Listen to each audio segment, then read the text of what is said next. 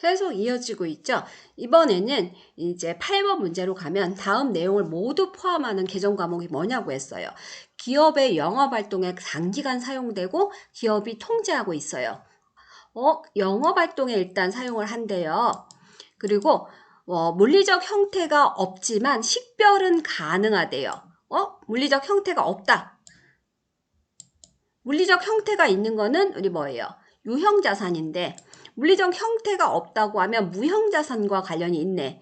그리고 미래의 경제적 효익이 있대요. 우리 자산은 항상 뭐예요? 기업이 통제하고 있으면서 미래의 경제적 효익이 있는 게 자산이란 말이에요. 근데 물리적 형태가 없대요. 그럼 우리는 무형자산 이야기하는 거란 말이에요. 그럼 무형자산은 여기 지금 실용신앙권이라는 게 무형자산이고 선수금, 부채, 기계장치, 유형자산, 재고자산 이렇게 포함이 되기 때문에 여기서는 실용신앙권 여러분들이 단순하게 체크를 해주시면 될 것 같고요. 자, 이번에는 9번이에요. 결합관계를 찾으라고 해서 내가 결합관계 반드시 나온다고 했잖아요. 자, 부채 감소, 자산 감소래요. 한번 볼게요. 자, 여기는 봤더니요. 현금 20만 원을 단기 차입을 했대요. 그럼 이거잖아요, 여러분. 옳지 않은 것은 이렇게 됐네요. 현금이 우리 회사에 들어왔어요. 그래서 내가 자산의 증가. 왜 들어왔어? 빌렸어. 차입금. 그러면 부채의 증가. 이런 결합관계가 되기 때문에 일단 답은 1번이네요. 그 다음에 얘도 볼게요. 미지급금. 미지급금이라고 하면 영업과 관련은 없는 물건을 구입을 하고 돈을 안 줬을 때 미지급금인데 이제 빚을 갚는 거예요. 그러면은 차변에 미지급금이라는 부채가 줄어들죠. 빚을 갚으니까 뭔가 자산으로 갚아야 되죠. 현금으로 갚았어요. 자산 감소. 이렇게 회계 처리를 해주면 될 거고, 그다음에 여기는 외상값을 현금으로 갚았어요. 똑같은 거죠. 외상 매입금, 부채 감소, 현금으로 갚았어요. 현금, 자산 감소. 이런 결합관계가 나오네요. 그다음에 네 번째는 예수금. 우리가 월급 줄 때 항상 예수금이라는 항목을 대변에 띄워놓죠. 그랬다가 이제 그 다음날 10일쯤 되면은 우리가 예수금을 정부에 납부하게 되는데 그때 예수금, 부채 감소, 기업의 입장에서는 남의 돈을 가지고 있는 거기 때문에 예수금이 부채라고 했어요. 그 다음에 보통 예금 통장에서 지급을 했기 때문에 자산 감소. 그래서 얘만 자산 증가, 우리 부채 증가이기 때문에 답을 1번으로 체크를 해주면 되고요. 10번에 가서 전자부품을 도소매하는 회사의 경우 다음 개정 과목들 중 괄호 안에 들어올 수 없는 항목은 이렇게 됐거든요. 그러면 차량 운반구예요, 여러분. 차량 운반구는 유형자산이라는 항목이에요. 영업과 관련이 있고요. 그래서 차량 운반구를 샀는데 현금 주고 샀으면 차량 운반구 현금. 만약에 외상으로 샀으면 미지급금. 카드로 샀어요? 미지급금. 어음 주고 샀어요? 미지급금. 이렇게 쓰는 거죠. 보통예금 통장에서 보내줬어요? 보통예금. 자, 근데 외상으로 산 거는 지금 외상으로 샀어요? 어음 주고 샀어요? 카드 주고 샀어요? 전부 다 미지급금이라고 했잖아. 외상 매입금은 쓸 수가 없죠. 외상 매입금은 뭐예요? 주된 영업활동과 관련해서 내가 라면 파는 회사면 라면을 만들기 위한 밀가루를 외상으로 사갖고 왔어. 그러면 이때는 외상 매입금이라고 부르죠. 원재료, 밀가루가 원재료니까요. 외상 매입금. 또는 도소매 회사면 차를 파는 회사이기 때문에 차를 파는 회사가 아니고 전자부품을 도소매하는 회사이기 때문에 뭐 전자부품 재료를 외상으로 사가지고 왔다면 부품, 외상, 매입금 이렇게 되는 거죠. 그래서 주된 영업활동과 관련해서 우리가 쓰는 게 외상매입금이라는 항목이기 때문에 얘가 들어올 수가 없다라는 거죠. 만약에 이 회사가 차를 파는 회사면 외상매입금이 들어올 수 있어요. 자, 볼게요. 그 다음에 이제 요거 여러분들이 조금 어려워하는 항목 중에 하나인데, 자, 보자고요. 자, 요거 틀은 제가 가르쳐 드렸어요. 자, 기초 자본금에다가 당기 순이익을 더하면 기말 자본금이다. 매번 나오니까 이제 암기해 주라고 했어요. 자, 이게 기본 틀이에요. 그래서 기초 자본이 지금 얼마만큼이냐면 1,000만 원만큼 있단 말이에요. 여기다가 당기 순이익을 더하면 200만 원이에요. 그럼 기말 자본은 1,200만 원이 돼야 하는 게 옳아요. 근데 뭐예요? 기중에 여기서 무슨 일이 있었냐면 회사 대표가 나 400만 원만 내놔. 나 지금 급하게 쓸 돈이 있어. 그러면서 400만 원을 회사 돈을 가져간 거예요. 안 돌려놨어요. 그럼 자본금에서 우리가 대체를 해주고 자본금에서 차감을 해준단 말이에요. 그러면은 우리가 어떻게 인출금만큼을 차감을 해줘야 되니까 이게 400만 원이 어디예요? 차감이 돼버렸기 때문에 1,200만 원이 아니라 1,200만 원에서 400만 원을 뺀 만큼이 기말 자본금이 되겠죠. 그러면은 800, 자, 잠깐만요. 기초 자본금 1,000만 원, 당기 순이익 200만 원, 1,200만 원이에요. 그 다음에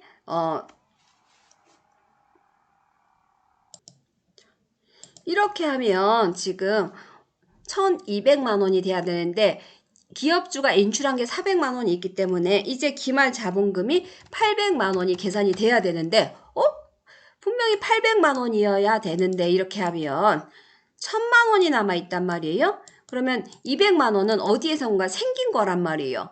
어디서 생긴 거예요? 추가로 출자한 금액이 되는 거죠. 이것만큼 추가 출자, 회사 대표가 추가 출자를 했다든지 이런 부분이기 때문에 200만 원이 지금 추가로 출자된 거예요. 그래서 인출금과 추가 출자금은 반대죠. 인출금은 우리 회사 자본금에서 돈을 빼간 거고 추가 출자금은 우리 회사 자본금에 돈을 보태놓은 거예요. 그래서 여러분들이 여기서는 지금 800만 원이야. 이렇게 계산해 보니까 800만 원이어야 되는데 지금 1,000만 원이기 때문에 추가 출자가 200만 원 있었구나. 여러분들이 봐주면 되죠. 그래서 기초 자본 더하기 추가 출자 마이너스 인출금 플러스 당기 순이익 이런 식으로 계산해 보여주면 기말 자본금 되겠죠. 그래서 여러분들이 계산하는 방법은 여러 가지 있어요. 근데 순서대로 차근차근 계산해 보면 되겠죠. 그래서 기말 자본금과 인출액, 기초 자본금, 추가 출자액, 당기 순이익 이런 순서대로 해도 되지만 여러분들이 요거보다는 요런 그 틀을 가지고 하는 게 더 편할 거예요. 기초 자본 더하기 당기 순이익이 기말 자본금이다. 근데 기말 자본금이 지금 1,000만 원이라고 되어 있기 때문에 그 사이에다가 여러분들이 인출금이라든지 이런 것들을 끼워 넣으면서 풀어주면 쉽게 풀릴 거예요. 그 다음에 12번에 이제 2020년 말 손익계산서에 보고될 대손 상각비는 무엇이냐 얼마이냐 물어봤는데 얘는 좀 어려운 것 중에 하나예요, 여러분. 제가 이제 요건 좀 풀어봐야 되는데요. 얘는 어려운 것 중에 하나이기 때문에 틀려도 좋다. 왜? 한두 개씩 틀려도 되잖아요. 만점 맞는다라고 하면 제가 이제 풀어볼 거예요. 자, 다음 자료를 토대로 2020년 말 손익계산서에 보고될 대손 상각비는 얼마인가 라고 되어 있으니까 자, 1월 1일에 대손 충당금 잔액이 15만 원만큼 있었어요. 2020년. 그러면 저금통에 여러분 지금 15만 원 들어있어요. 자, 7월 10일 날 파산으로 인해서 20만 원을 못 받게 됐어요. 아이고야 20만 원 못 받게 됐으니까 이렇게 처리했단 말이에요. 일단 대손, 충, 당금, 저금통에 있는 거부터 빨간 거부터 갖다 쓸게요. 15만 원. 빨간 거 15만 원 갖다 썼는데 대손이 지금 20만 원만큼 일어났기 때문에 모자라. 그래서 직접 상각해가지고 뭐예요? 5만 원만큼 이렇게 들어갔어요. 그리고 여러분 빨간 거는요. 작년에 우리가 만들어 놓은 거기 때문에 작년 12월 31일에 대손 상각비 15, 그 다음에 대손 충당금 15 작년에 만들어 놨던 거예요. 그래서 요거는 2019년 여기 화면으로 봤을 때 2019년 손익계산서에 이미 들어가 있는 항목이 지금 얘예요. 그 다음에 얘는 올해 내가 모자라갖고 새로 설정한 거죠. 얘는 어디에? 2020 손익계산서에 들어가 있어요. 그 다음에 이제 이걸 풀어볼게요. 또 자, 대변은 우리 뭐 매출채권 일시 뭐 이렇게 되는 거죠. 자 이제 풀어볼게요. 기말 매출채권 잔액이 750만 원이 있대요. 그러면 여러분 12월 31일에는 항상 매출채권 잔액에 대해서 대손 충당금을 설정하는데 750만 원 곱하기 750만 원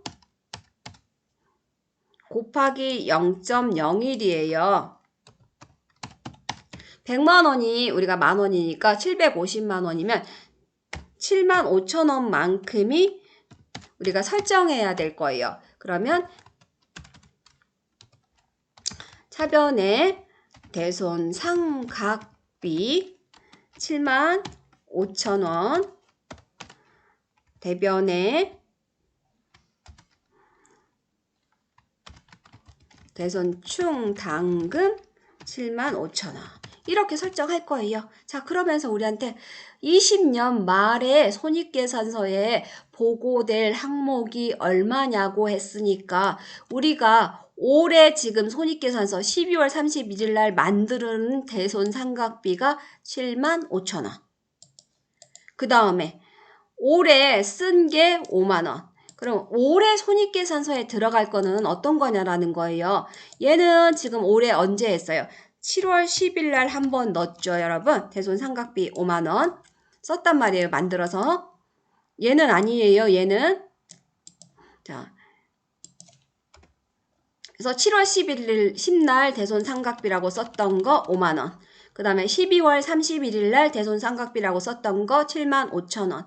그러면 12만 5천 원만큼이 올해 손익계산서에 대손 상각비라고 해서 쓰여진 금액이라는 거예요.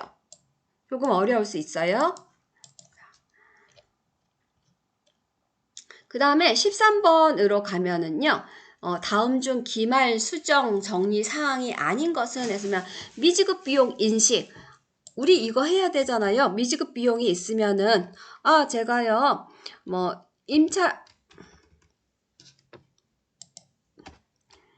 임차료가 있었는데요. 왜 이렇게 작게 나올까요?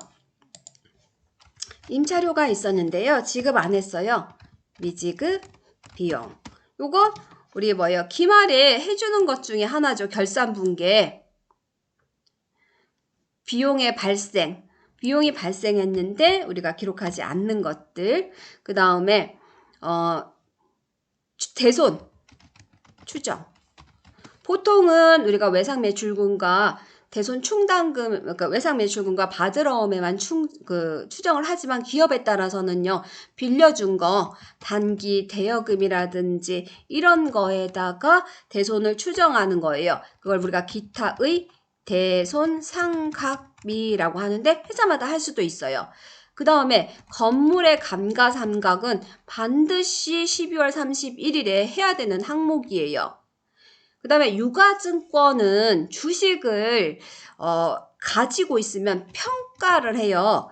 그래서 유가증권, 단기매매증권 평가이익, 평가손실, 매도가능증권 평가이익, 평가손실 이런 거는 하는데 이거는 기말 결산 수정 붕괴 사항이긴 한데 우리가 처분하는 거, 파는 거는 여러분 12월 달 31일 날 우리가 할 필요가 없죠. 팔릴 때 하면 된단 말이에요. 1월 1일 날 팔렸으면 1월 1일 날 팔면 되는 거고 5월 1일 날 팔렸으면 5월 1일 날 하면 되는 거예요. 12월 31일 날 하는 게 아니에요. 처분이라고 되어 있잖아. 얘가 답이 맞으려면 처분이 아니라 뭘로 돼야 돼요?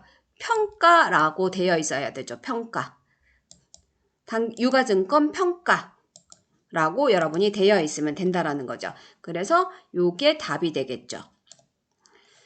그 다음 14번으로 가서요. 다음 중 손익계산서에 표시되는 항목으로 옳은 것은 해가지고 손익계산서 유동자산은 재무상태표, 자본금 재무상태표, 비유동부채 재무상태표, 매출 원가는 손익계산서죠. 이런 거 너무너무 쉬운 거였고요. 그 다음에 다음 등식 중 잘못된 것은 했으니까 얘도 아마 모두 정답이라고 되어 있을 거예요. 여러분 그 시험지에는. 근데 우리 교재는 제가 풀어놨기 때문에 답이 있어요. 다음 등식 중 잘못된 것은 이렇게 있단 말이요. 그러면 여러분 기초자산 이퀄 기초부채 플러스 기초자본이죠. 요거 재무상태표 등식이란 말이에요. 거꾸로 써놔서 그렇지. 그 다음에 3번에 가보면은 우리가 총비용 플러스 순손익은 우리가 총수익이다. 그래서 수익 플러스 2번부터 할까요? 자, 2번 같은 경우에는 기말 자산 마이너스 기초 자본은 뭐 이런 말이 나왔네요. 기말 자산 마이너스 기초 자본은 순손익이다.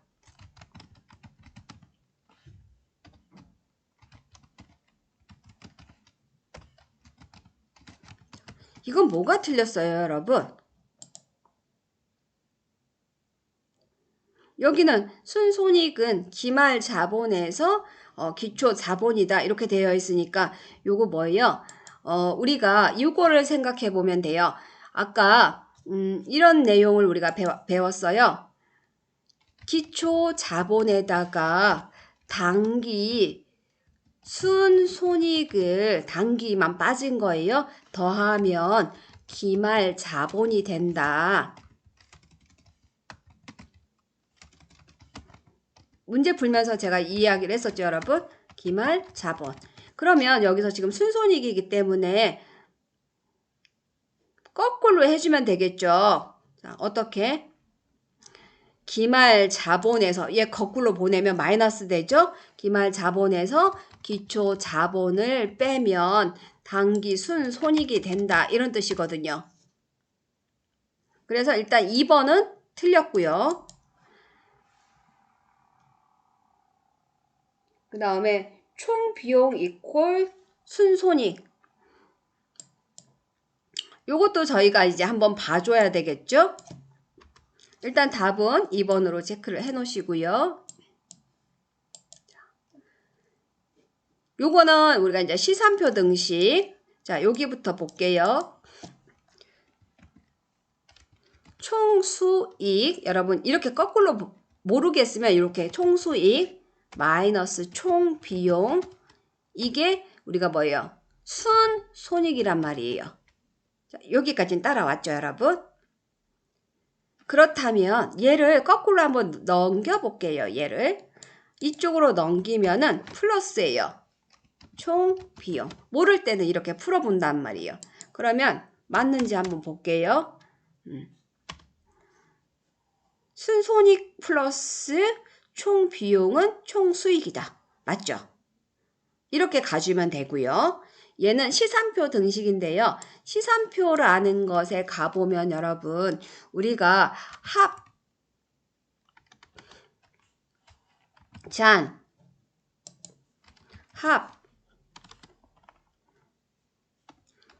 이렇게 하는 시산표를 만들어 봤어요. 그래서 처음에 기록할 때 여기에 이제 자산 기록되어 가운데에 이제 기록되어 있죠. 여기에 이제 우리가 자산이 먼저 기록이 되어 있고요.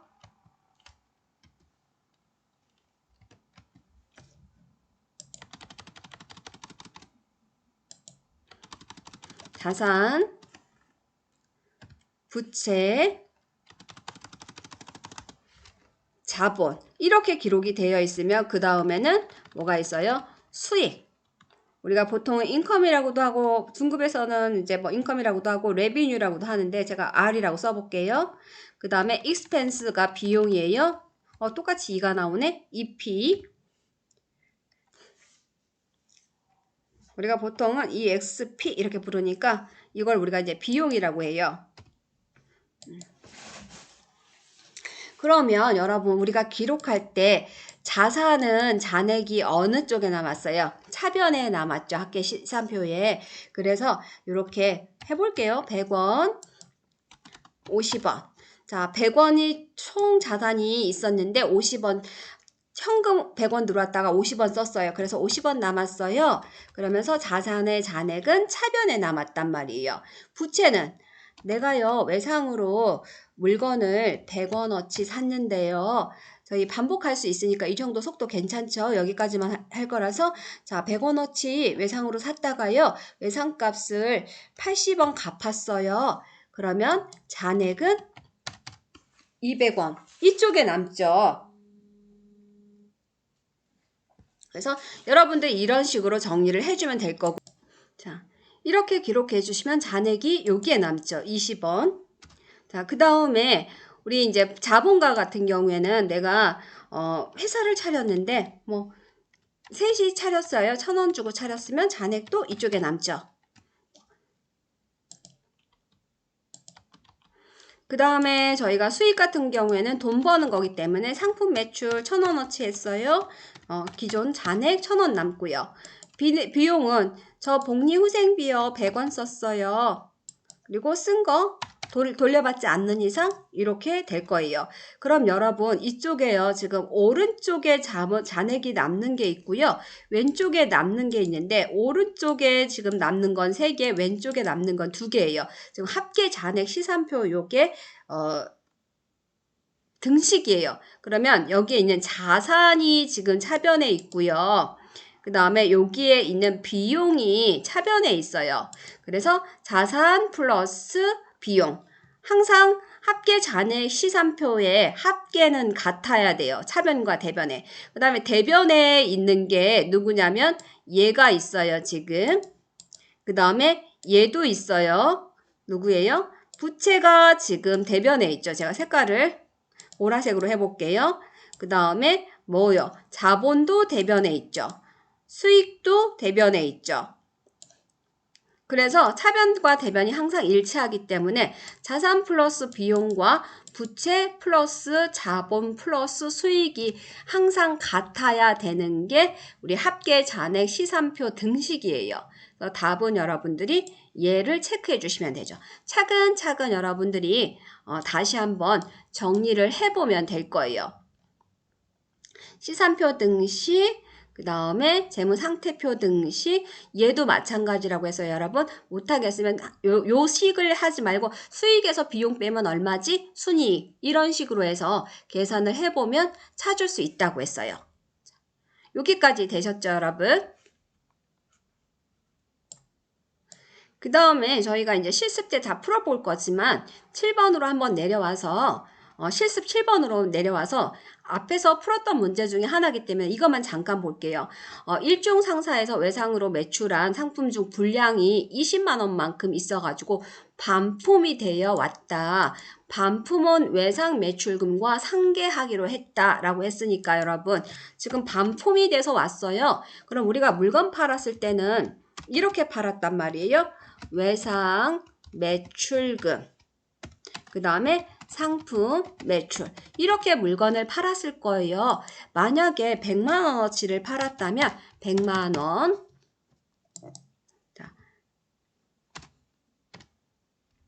100만원 이렇게 했을 건데 이 중에서 뭐예요? 불량이 돼가지고 반품이 들어왔다라는 거 아니에요? 그러면서 우리가 어떻게 외상 매출금에서 차감을 해줘야 되니까 여기 얘가 반대쪽으로 어떻게 20만 원만큼 가져야 된단 말이에요. 그래서 외상 매출금 20 그렇다면 자연적으로 매출, 환입은 어느 쪽으로? 차변으로 와줘야 되겠죠. 그래서 여러분들이 모르겠으면은 방향을 설정하는 것. 얘한테서 빼주라고 했지? 그러면 얘부터 결정을 여러분이 한 다음에 나머지 계정 과목을 결정을 해주면 좀 더 쉬워질 거예요. 자, 이론 여기까지 마치도록 하겠습니다.